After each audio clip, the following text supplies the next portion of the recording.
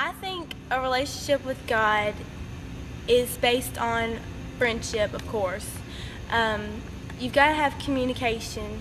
It has to be like a two-way street. You have to communicate with Him by prayer and in your acts that you do every day. You know, if you can't just call yourself a Christian, but then when you go out and you're around your friends and completely like put them behind you until Sunday or Wednesday nights. You know, it has to be an all-around, all-the-time thing. And it goes on just to have say, hey, God, help me out. To have a relationship with God, that's like He is your best friend. He's your best friend forever. He'll always be there for you. And have like a one-on-one relationship with God. Like it's just you and Him, like you would be talking to your best friend, because we all have them. We have several friends that we talk to every single day, and God should be like that. That's just the relationship. You know, you can just pretty much see Christ through them. Like you can just see it. They walk into a room and they just light it up with God. When a teenager has a passionate relationship with God, you can just see it. Anytime you look at them, you just kind of know that, hey, that person's got God in their life. And when they worship, you can see it. You can see it in the way they act around others. You can see it when they witness to people. There is a difference in being passionate for God.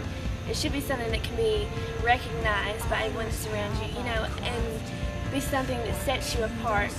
They're like in love with God. They're obsessed with God. They're on fire for Him. They're not at all ashamed. I mean, they'll go all out at school. They're not just one way at church and then another way at school. They're not ashamed of Him.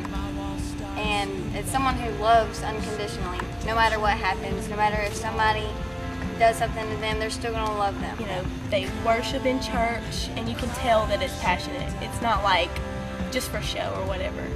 I don't know, I just want the whole youth group to be united to where we can all go out as one, bring more people to Christ, be set on fire for God. God's brought us so far already in the past few months, but it can only get better from here. You know, it can only group to grow.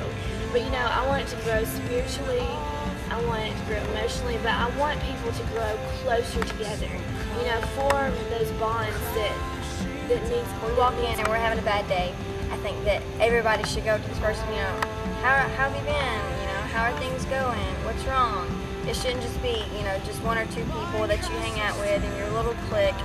It should be, everyone should be able to notice, you know, if a person is having a bad day, you should be close enough to them to go up to them and ask them, you know, what's wrong. But when we get closer together, we'll be stronger as a group. When we grow stronger, we can grow bigger, not only in numbers, but in unity as well.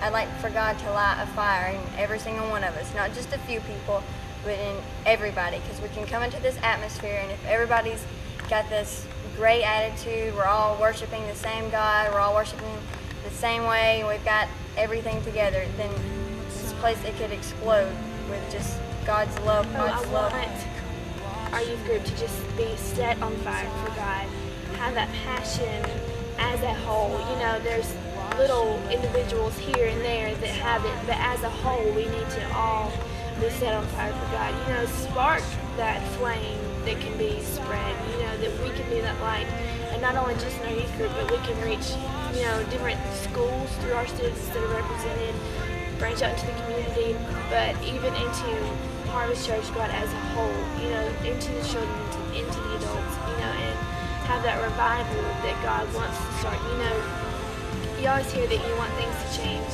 but the best way to change things is to start with yourself. You can't condemn someone else for what they're not doing until you start with yourself. So really, just be the change that you want to see. I want everyone to look at us and to see, you know what, our youth group's on fire for God, and I want revival to start in our church.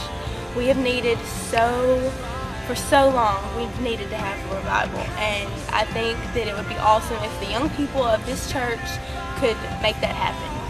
And I've been thinking that for a really long time, and I've just waited for, you know, I've been praying, God, I want revival to start with us.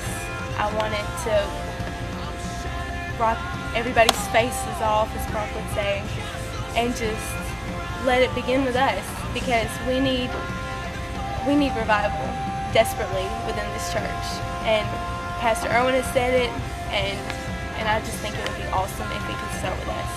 We need to be the change that we want to see in our church. It needs to start with us.